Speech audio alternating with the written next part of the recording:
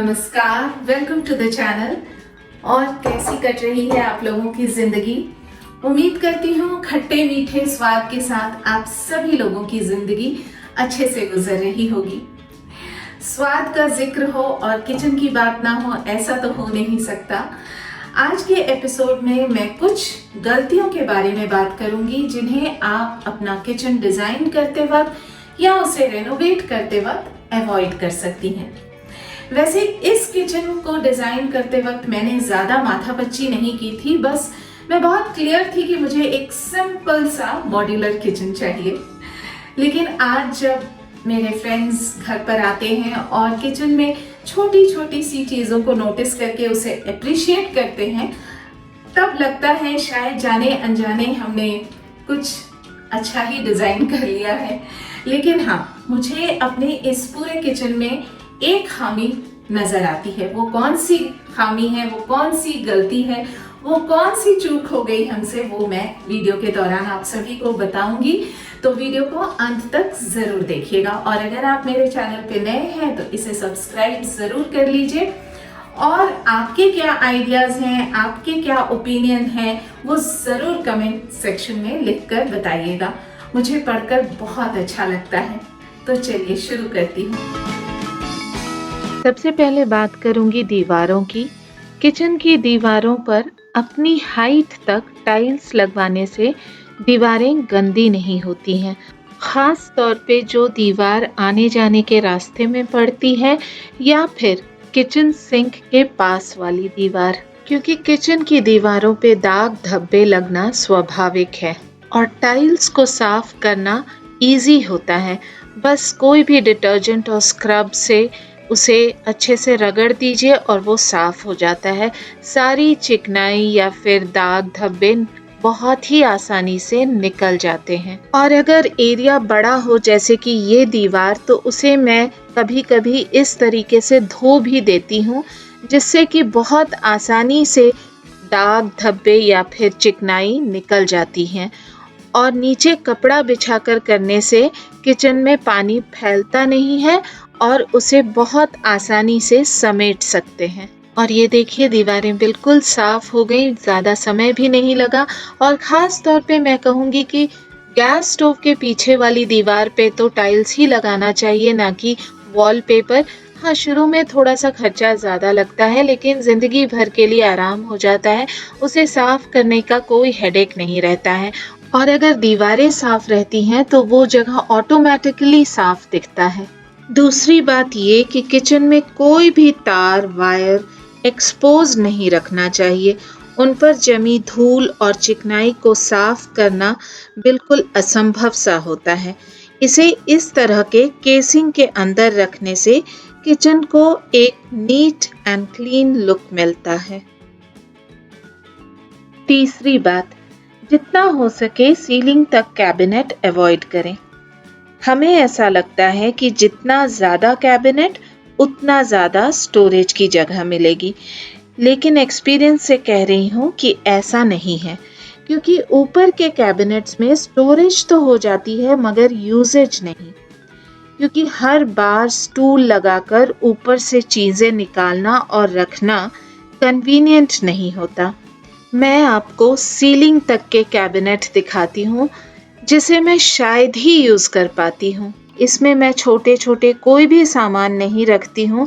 इसमें सिर्फ बड़े बड़े सूटकेसेस रखती हूँ जो कि हमें साल में सिर्फ 3 या 4 बार ही वेकेशन के दौरान ज़रूरत पड़ती है। इसके अलावा इसका ज़्यादा यूज़ नहीं है। बेसिकली इसके पोजीशन की वजह से, क्योंकि इसका ऊंचाई इतना ज़्यादा है कि इसे यूज़ करना तो मुसीबत है ही, लेकिन उससे भी बड़ी मुसीबत है इसकी साफ़ सफाई करना। बहुत ही सावधानी के साथ यहाँ चढ़कर इसकी साफ सफाई करनी पड़ती है, नहीं तो कोई भी बड़ी दुर्घटना घट सकती है। मेरी एक फ्रेंड के साथ ही हुआ कि वह बिल्कुल सिर के बल पीछे गिरी और उसे गंभीर चोटें आई। तो इस तरह के सीलिंग तक के कैबिनेट का कोई ज़्यादा यूज़ नहीं होता है। और दूसरा, इसकी वजह से पूरा किचन जो है वो बहुत छोटा दिखता है। इसलिए मैंने तो बस एक ही लगवाया है, लेकिन उसे लगाकर भी मैं पछता रही हूँ। फोर्थ पॉइंट ये कि कुकिंग काउंटर टॉप के ऊपर वाले कैबिनेट्स, खास तौर पे जो गैस स्टोव के अगल बगल वाले कैबिनेट्स हैं, उन्हें अगर आपका बजट अलाउ करता है तो इस तरह के फ्रॉस्टेड ग्लास का यूज करना चाहिए, या फिर वुडन या एक्रेलिक के बदले इस तरह के पूरे ग्लास फिनिश वाले कैबिनेट डोर्स को प्रेफर करना चाहिए, क्योंकि भाप और चिकनाई ज्यादातर ऊपर की तरफ ही फैलती है। जैसे कि आप यहाँ देख सकती हैं, कुछ तेल के छींटे दिख रहे होंगे आपको।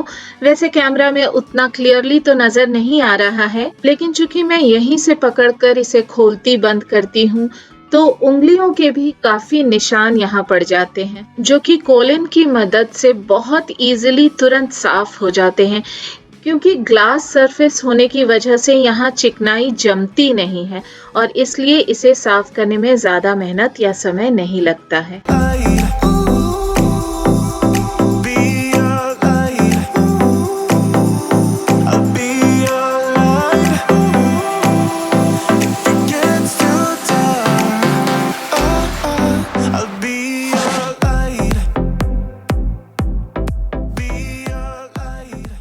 फिफ्थ पॉइंट जो कि बहुत इम्पोर्टेंट है, और वो ये कि अपने मॉड्यूलर किचन में स्कर्टिंग जरूर करवाइए। स्कर्टिंग यानी कि जमीन और कैबिनेट के बीच में 1 इंच का गैप, जहाँ की हमने इस तरह से टाइल्स लगवाया हुआ है, और इस टाइल्स के ऊपर मैंने, आप देख सकते हैं कि ब्राउन लैमिनेटेड शीट बिछा कर रखती हूँ, ताकि ये टाइल्स प्रोटेक्टेड रहे, उन पर किसी तरह का जिद्दी स्टेन ना लग जाए जिसे साफ करना मुश्किल हो। और इस ब्राउन शीट को मुझे साल में सिर्फ एक बार रिप्लेस करने की जरूरत पड़ती है, और मेरा ये टाइल्स बिल्कुल प्रोटेक्टेड रहता है। तो इस कटिंग के 2 फायदे हैं। एक तो ये कि आप ड्रॉयर के दरवाजे को खोलते बंद करते वक्त आपके पैरों में इसके एजेस से चोट नहीं लगेगी, और दूसरा फायदा ये कि पोछा लगाते वक्त यहाँ किसी तरह का काला निशान नहीं पड़ेगा पोछे के कपड़े का, क्योंकि ये जमीन के लेवल से थोड़ा सा ऊपर है।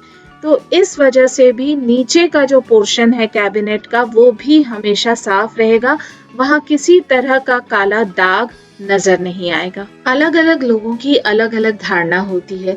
कुछ लोगों का ये मानना है कि जब ड्राई बालकनी यानी कि यूटिलिटी एरिया में इतना बड़ा सिंक लगवाया है, तो फिर किचन में इतना बड़ा सिंक लगाने का कोई मतलब नहीं बनता है। तो 6th पॉइंट ये है कि यहाँ पर अगर छोटा सिंक लगाते हैं या फिर डबल सिंक, जो कि आजकल बहुत ट्रेंडिंग है सब्जी वगैरह धोने के लिए, तो उससे हमारा स्पेस सेविंग में कोई बहुत ज़्यादा फर्क नहीं पड़ता है। जबकि मैं कहूँगी कि इस तरह के बड़े सिंक के साथ जो ये स्टील का वॉशिंग एरिया आता है, इससे बहुत ज़्यादा फायदा होता है, क्योंकि ये जो डिमार्केशन है, इससे जो लेवल का डिफरेंस है ऊपर नीचे, यहाँ पानी इजीली स्क्वीज आउट किया जा सकता है, और यहाँ पर आप कोई भी काम कर सकती हैं, सब्जी काटना हुआ, धोना हुआ, या खाना वगैरह जो है दूसरे बर्तन में ट्रांसफ़र करना हुआ, तो इस जगह में आप आराम से कर सकती हैं। मैं तो यहाँ बेकिंग का सारा काम करती हूँ, क्योंकि उसमें मक्खन, क्रीम, चीज़ जो भी होता है फैलता है, तो ये स्टील का होने की वजह से बहुत इजीली साफ हो जाता है, और मेरा जो मेन काउंटर टॉप है वो बिल्कुल साफ रहता है। तो इसलिए मैं कहूँगी कि किचन में बड़ा सिंक ही लगाना बेहतर होता है। किचन में इस तरह के डोर वाले कैबिनेट के बनिस्बत ज्यादा से ज्यादा पुल आउट ड्रॉर्स लगवाना बेहतर होता है, और वो भी अलग अलग डेप्थ के। जैसे कि ऊपर छोटे छोटे चीजों के लिए डेप्थ कम है, और सबसे नीचे बड़े कंटेनर्स के लिए डेप्थ कम से कम 1 फीट होने से बहुत कुछ उसमें फिट किया जा सकता है।